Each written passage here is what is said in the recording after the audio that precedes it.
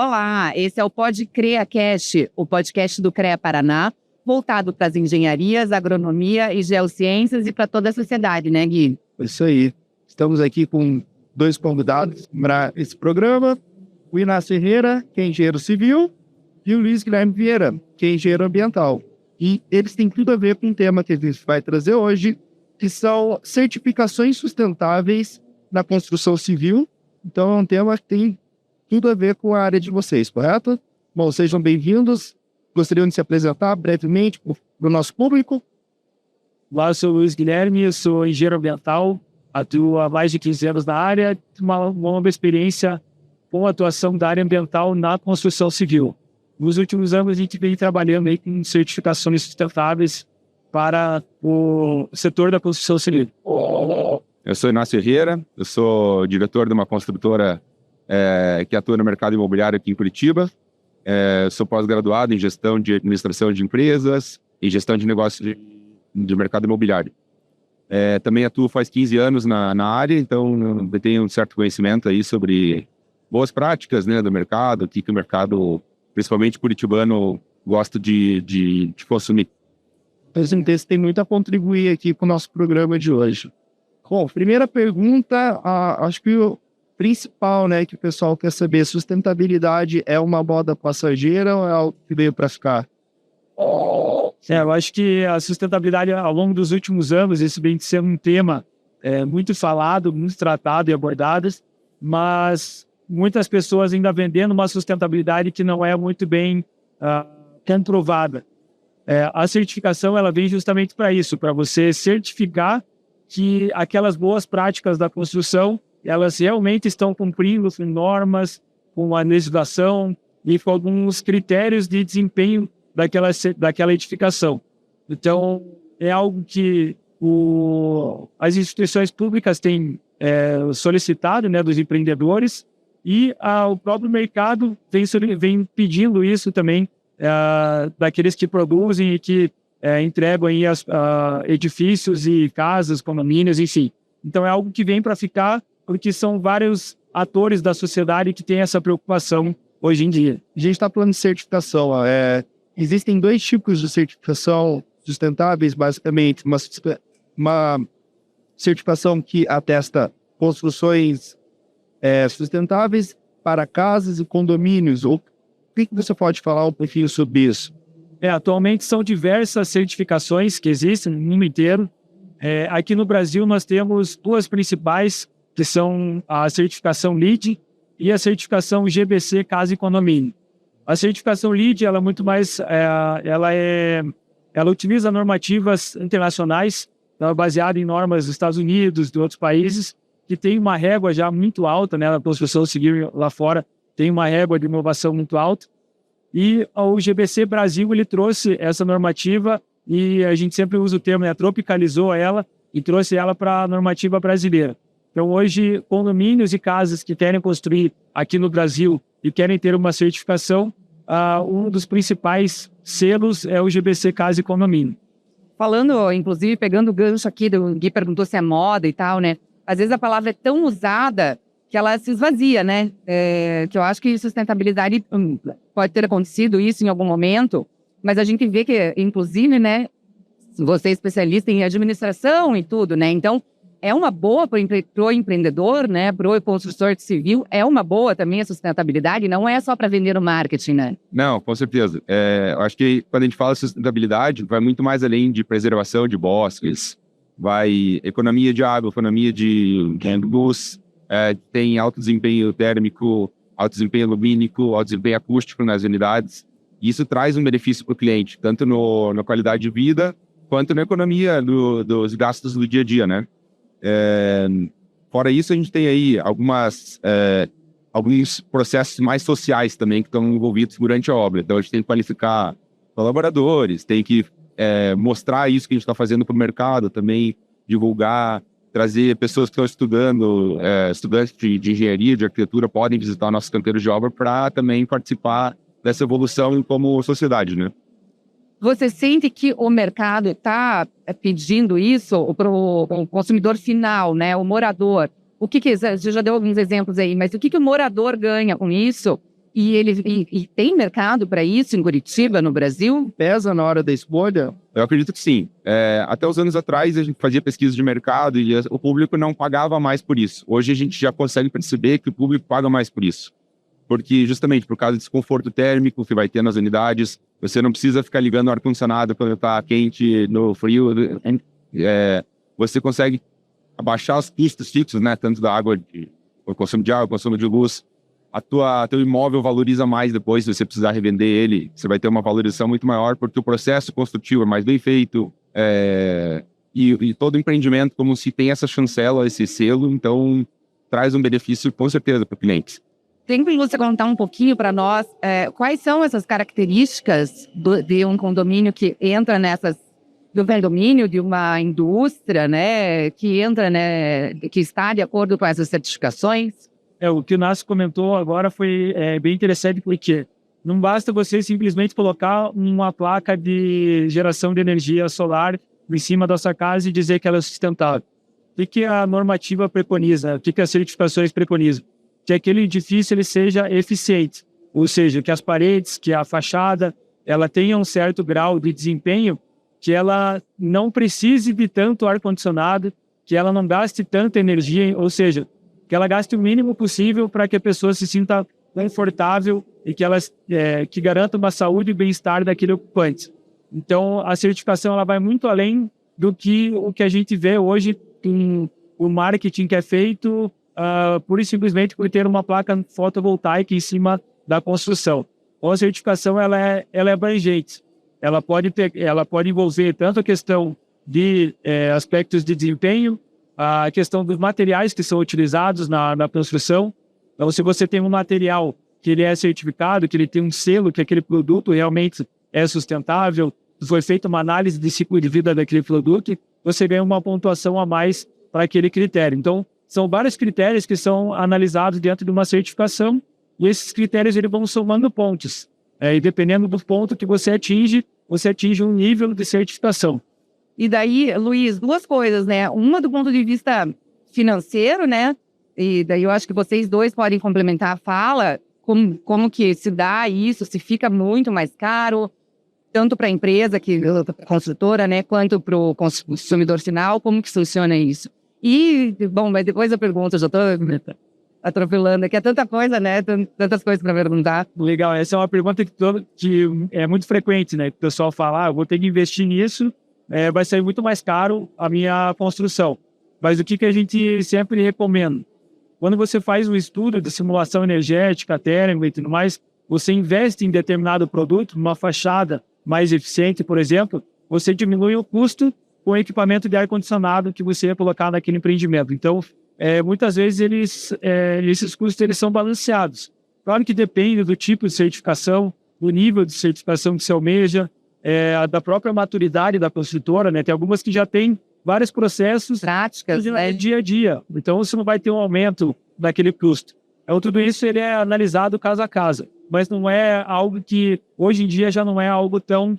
não é um investimento tão alto para você obter uma certificação. Inácio, você que trabalha diretamente com a construção civil, como é que você sente esse impacto na hora de fazer o planejamento? Então, é um investimento, acho que a palavra é essa, né? Não dá para chamar de custo, não dá para chamar de... É um investimento. Você está investindo para trazer um produto melhor para o cliente, com uma moradia, uma condição de vida melhor para o cliente. E para a sociedade. E para a sociedade. Mas hoje em dia a gente falando. Né? Então, tem um custo, não é uma coisa tão simples, né? Mas que o Luiz comentou. Se a empresa já tem boas práticas, fica muito mais fácil a transição para a certificação. Então, a gente identificou lá quando a gente foi fazer o diagnóstico do empreendimento, já tinha várias coisas que a gente já fazia. A própria natureza dos nossos empreendimentos, por serem condomínios horizontais e normalmente terem bosque, já conta bastante ponto para a certificação. Esse empreendimento primeiro que a gente vai certificar tem 11 mil metros quadrados de bosque preservado. Então, isso já contou bastante ponto para a gente, foi bem, bem interessante. Mas, né, são pequenas mudanças que você vai fazendo no processo, tanto da obra quanto pós-obra, né? E isso é importante esclarecer. A certificação ocorre depois da obra concluída, né? Desde que você tenha feito as premissas durante a obra e durante a entrega para os clientes finais, você apresentar manuais de boas práticas. Então, manual de manutenção de jardim. Você tem que criar um manual para que aquele jardim garanta o seu para garantir a administração daquele condomínio Exato. continue. Colhendo os frutos do investimento que foi feito lá atrás. E Tá? Tem até essa preocupação. o mercado, eu vejo que ele está recebendo bem essas mudanças, né? Alguns dados aqui que vocês trouxeram para a gente. O Brasil ocupa quinto lugar entre 186 países que têm essa certificação, e o Paraná está tem 8% entre as O Paraná está super bem colocado também. A gente até ficou, quando eu leu essa coisa que eles mandaram, a gente ficou surpreso, porque, nossa, a gente realmente não imaginava que o Brasil está tão bem dentro desse panorama, né? E para isso é necessário fazer certificação. Existem níveis de certificação? Como é que é? Como é que é avaliado isso para colocar o Paraná e o Brasil num ranking tão bom assim? O Brasil é um país que tem se destacado bastante, as incorporadoras e construtoras aqui no Brasil têm procurado a certificação, talvez por esse pelo Brasil ser um país que investe muito em sustentabilidade, pelas nossas características, e as construtoras buscaram isso aqui no país. Hoje o Brasil ocupa a 5ª posição entre os 186 países que têm a certificação MID, GDC, enfim, e o Paraná também se destaca aqui no Brasil, sendo o 3º estado com mais empreendimentos certificados ou em processo de certificação. São vários níveis de certificação. Então, por exemplo, o GBC Condomínio, a pontuação máxima que ele pode atingir é 110 pontos. A partir de 40 pontos, o empreendimento pode ser certificado e ele começa são 4 níveis de certificação, de 40 a 49, até o Platina, que é o máximo, a pontuação máxima que pode ser atingida, que é 80 ou mais pontos. Então, dependendo do tipo de certificação, aquela construção ela vai ter um selo diferente. Selo verde, selo ouro, selo prata ou platinum. Quando a gente fala em condomínios sustentáveis, a gente ainda está falando em condomínios de alto padrão. Já tem caminhos, Luiz, para a gente começar a aplicar isso de uma maneira mais geral, para a população em geral? Sim, hoje em dia, a maioria das certificações, elas abrangem condomínios de alto padrão, enfim, que tem um padrão construtivo mais alto, mas nós já temos aqui no Brasil exemplos de empreendimentos, por exemplo, Minha Casa Minha Vida, que tem certificação GBC. Então, isso não é um impeditivo. A construtora ela pode ter, sim, a certificação, inclusive porque tem incentivos financeiros para isso. Então, a gente tem bancos hoje que têm linhas de crédito específicas tanto para a construtora quanto para o usuário final, né, na compra do imóvel, de financiamentos específicos com taxas de juros melhores para aqueles empreendimentos que são certificados. Eu sou dono de empreendimento. Ele não foi certificado. Eu consigo fazer essa certificação de forma retroativa? É possível, o processo é muito mais complicado porque a certificação ela vem desde o planejamento da obra. Antes de você começar a fazer os projetos, você já começa a pensar, planejar aquela obra para que ela seja certificada. Então, é possível, tem selos aí de certificação para obras prontas, mas é muito mais complexo de você obter. Muitas vezes você vai ter que mudar a estrutura toda daquele edifício e aí o investimento acaba encarecendo demais, mas é possível, tem certificações para obras prontas. E é necessário essa proximidade entre a engenharia ambiental e a engenharia civil para que isso se torne cada vez mais comum nos empreendimentos, Inácio? Com certeza. Eu acho que é uma tendência, é um processo evolutivo, né? Acho que o mercado cada vez mais fica mais exigente. A gente sabe que o mercado curitibano é um mercado muito exigente, né? Então, não só pro alto padrão, mas acho que todos os padrões, isso daí tem que tornar-se uma coisa mais comum. E práticos sustentáveis. Hoje, o mercado da construção civil, a indústria da construção civil é, de certa maneira, arcaica, né? A gente tem processos inovadores, mas a gente tem muito para melhorar. Então, acho que tem muito campo para desenvolvimento de tecnologias mais sustentáveis. Isso que eu ia perguntar. Dentro disso, né, porque essas certificações são internacionais e por mais que a gente tenha... Como que você usou o termo? Tropicalizado. Tropicalizado. Isso. Como que funciona isso, assim, falando até com os nossos profissionais, né? Como que a área de pesquisa, de desenvolvimento de estruturas e etc. brasileira tem contribuído? Os nossos profissionais estão prontos para isso? O que O que na tua visão, falta? O que a gente tem que a gente está saindo na frente já? Porque a gente, né, se a gente é o quinto já, dentro de um número de 186 países, a gente já está super bem. Se puder falar um pouquinho disso. Legal. A certificação, ela visa promover muito a inovação na construção civil. Por exemplo, não adianta a gente tentar certificar um edifício se a gente não tem tecnologias para serem aplicadas e para a gente chegar naquele nível, naquela pontuação da certificação. O Brasil tem, sim, muitas iniciativas, muitas inovações na área da construção civil. Muitas vezes, a própria construtora, os engenheiros, enfim, tem um pé atrás, né, por ser alguma coisa nova. Ou a gente já está acostumado a fazer algo da mesma forma há muitos anos, e a inovação ela sempre é um bloqueio, né, para você começar a implantar coisas novas, sempre é um processo demorado. Mas com a certificação isso tem alavancado muitas ideias e muitas tecnologias inovadoras aqui na construção civil. Falando um pouco sobre o sistema, né, você comentou sobre a engenharia civil, a engenharia ambiental, mas a certificação ela é interdisciplinar.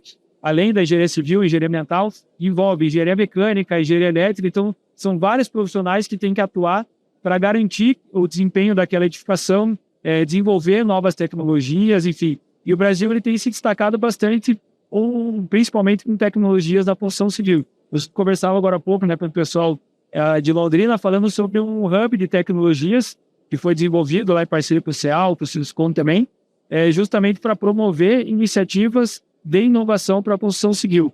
E são várias ideias, várias empresas. E várias oportunidades para os profissionais também, né? Com certeza, que estão desenvolvendo melhores técnicas. Aproveitando que você citou o Clube de Engenharia e as associações, o CREA Paraná, ele tem incentivado esse desenvolvimento de construções mais sustentáveis? Como é que vocês sentem isso? Existe uma fiscalização que olha para isso também com mais cuidado? Eu acredito que sim. Bom, a gente recebe visita do CREA, né?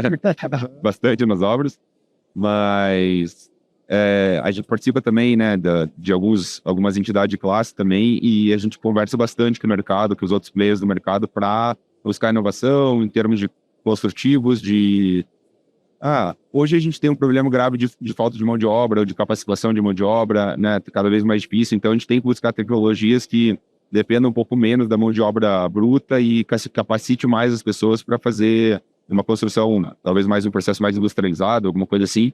E eu sinto que o CREA sempre está junto nesses processos. Né? Eu posso falar um pouco também sobre isso. Atualmente eu estou na presidência da Associação Paranaense de Engenheiros Ambientais, a APAN, e a gente tem, ao longo dos últimos anos, uma parceria muito grande com o CREA justamente para a promoção e valorização do profissional.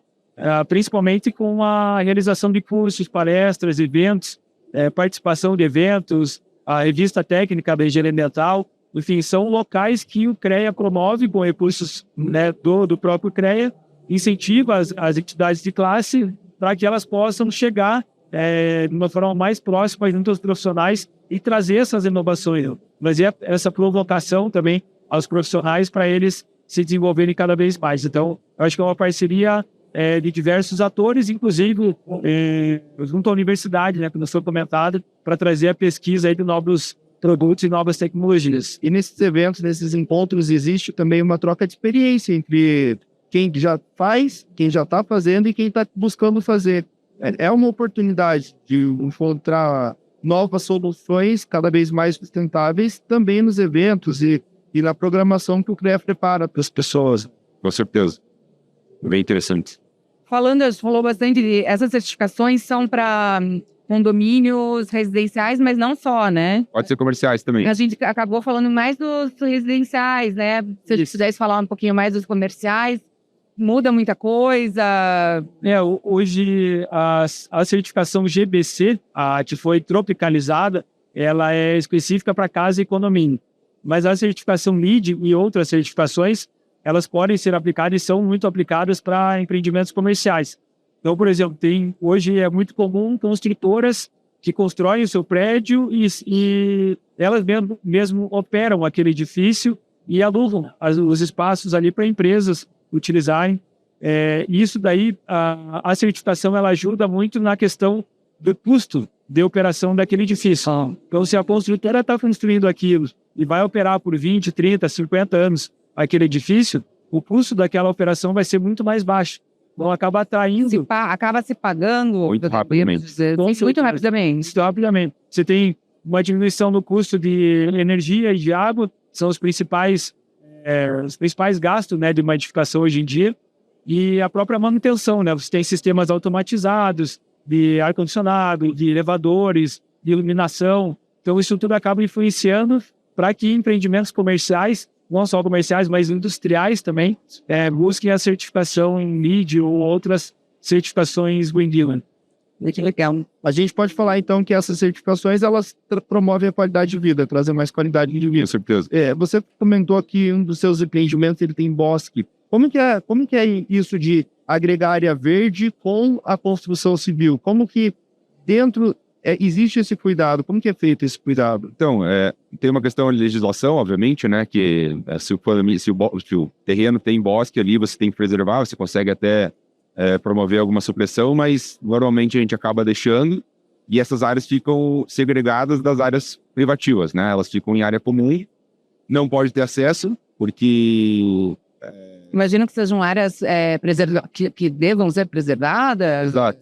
Aconteceu muito no passado, né? De liberarem a entrada no bosque, daí cria um caminho, de repente esse caminho vira ali um quiosque para fazer churrasco. Eu ia dizer, já vira uma churrasqueira. Então, hoje a Prefeitura de Curitiba aqui preza pelo fechamento dos bosques. Mas então... que pena, né? Então vocês agora já vão para outro, que não é outro tema, mas assim, falta educação ainda nesse sentido, porque que pena você poderia, né, uma pessoa que mora num condomínio desse, que poderia usufruir da natureza e tal, não pode, porque acaba... Porque a gente tem que pensar na fauna e na flora, né? Sim. Acho que a fauna, principalmente, ela se desenvolve quando não tem a presença humana. Sim. Então, você tem a presença humana ali constantemente, se acaba afugentando e tal. E o bosque não é só as árvores, o bosque tem toda a parte embaixo, né, das árvores, tal, as plantas mais rasteiras. Então, acho que é uma iniciativa, assim, necessária, sabe? Pra gente preservar. E o poder público fiscaliza e cuida disso. Sim, com certeza. E acho que é muito importante porque, se for pensar, depois que o empreendimento está implantado ali, aquele bosque vai ser preservado para sempre. Para sempre. Né? Então, acho que a gente tem essa vantagem tanto para as pessoas que moram ali no condomínio, que vão ter sempre ali presença de pássaros, de esquilos, de animais, e quanto para a cidade. E isso evita tanta coisa, né? A gente acabou de ver aí uma tragédia acontecer do nosso lado e tem projetos, eu já vi vários vídeos, né, de professores até mostrando que você tem uma área plantada, uma área de natureza, ela absorve a água, né? Sim. Então é uma coisa que pode prevenir tantas coisas ruins e... Nessa questão do bosque nativo relevante, né, que em Curitiba é algo que as próprias incorporadoras, o setor da construção civil, eles estão começando a enxergar isso como algo benéfico, né, porque você vai ter, hoje em dia é muito difícil você ter uma área verde, principalmente numa Curitiba aqui, que a gente tem 100% da área urbanizada, não tem nenhuma área rural aqui no município de Curitiba. Então, você manter um espaço verde, você acaba trazendo a questão da saúde e bem-estar, e você promove uma integração, mesmo que você não tenha acesso direto àquela área de bosque, mas o passarinho canta e você escuta. O passarinho canta, você consegue ver a biodiversidade, você consegue ver algumas áreas ali que tem macacos, né, que tem alguns animais ainda que habitam o ambiente urbano. Isso acaba trazendo um certo aspecto ali de saúde e bem-estar. Então, a construção civil hoje ela tem visto isso com outros olhos, né? Não só como um entrave para a construção, mas como benefício que depois pode ser aplicado para os futuros ocupantes daquele local. Existe algum tipo de iniciativa, porque a gente já tem muita área construída, né? Que não foi construída, muita coisa não foi construída pensando nessas questões muito importantes. Existe algum tipo de iniciativa para reformular algumas coisas? Por exemplo, tem um condomínio que já existe lá, tem como você fazer uma reforma verde, digamos assim? Até para reflorestar esses ambientes, criar um bosque no espaço que não existe. Até o bosque natural lá, acho que você não vai conseguir, mas até a coisa do telhado, do ar-condicionado, que não precisa ser tão utilizado? Existem algumas iniciativas nesse sentido? Existem algumas tecnologias. Você pode, por exemplo, aproveitar alguns espaços no condomínio que hoje não é aproveitado para você fazer o plantio. Assim, tem incentivos financeiros, inclusive, que a prefeitura acaba dando para quando você tem a manutenção de áreas verdes, quando você tem uma araucária, né, no seu condomínio, enfim, no seu imóvel. Então, tem incentivos que o próprio poder público dá e tem tecnologias hoje disponíveis para você fazer uma reforma na sua casa e trazer um pouco mais de sustentabilidade para aquele empreendimento. Então, é possível, sim. A tecnologia, a construção civil, ela tem avançado para isso. E imagino que... Desculpa. Não, é porque a gente está chegando no final do nosso programa já, e eu queria saber dos dois, do Inácio e do Luiz aqui, o que vocês podem deixar de mensagem final para quem quer viver uma vida mais sustentável, não só no seu empreendimento, mas na vida, no dia a dia também. Como aplicar a sustentabilidade? Bom, eu acredito que são práticas simples do dia a dia, né? Entre simplesmente separar o lixo, que hoje Curitiba já é uma cidade que tem essa prática faz muitos anos. A gente vê que outras cidades do país e do mundo mesmo não tem essa boa prática de separar o lixo. Tem algumas práticas de compostagem que a gente está discutindo até para o nosso projeto ali. E tem muita tecnologia que pode ser aplicada, né? Que nem a gente está puxando o gancho agora. Instalar placas solares, trocar as lâmpadas antigas por lâmpadas de LED, instalar sensores fotovoltaicos para que aquela luz não precise ficar o dia inteiro ligado, né? Ou a noite inteira ligado, no fim. Acho que são pequenas coisas que dá para fazer, não são custos muito altos, mas que a gente pode ter práticas mais sustentáveis, né? Eu ia só puxar ali que eu imagino que empresas também, né? Também. Mesmo se ela não tenha selo, ela pode inserir essas boas práticas, né? Aos poucos, né? Eu sempre falo que a sustentabilidade é um termo muito amplo. Muitas vezes a gente acaba focando muito em questões ambientais e separação do resíduo, cuidado com o esgoto, enfim. Mas eu falo da sustentabilidade muito mais como uma ação de responsabilidade e de bom senso, né? Se você está pensando no bem comum e nas futuras gerações, enfim, cada ação que você faz, se você colocar um pouquinho a mão na consciência e pensar se eu estou gastando muita energia, se eu estou desperdiçando água, ou trazendo algumas outras práticas sociais que não vão trazer um impacto positivo para os outros, pensar sobre isso, pensar sobre sustentabilidade. Então, ele é um conceito muito amplo, mas que no seu dia a dia, se você traz um pouco dessa responsabilidade do bom senso, você indiretamente está praticando a sustentabilidade. Muito legal. Muito obrigada, gente. Obrigado a vocês pela oportunidade, pelo convite. Obrigado. Chama lá para seguir nas redes sociais. Sigam nas redes sociais, acompanhem. Esse programa está disponível no YouTube, está disponível no Instagram e no nosso site a gente está sempre também procurando trazer informações úteis para todos. Muito obrigado pela audiência. A gente se vê.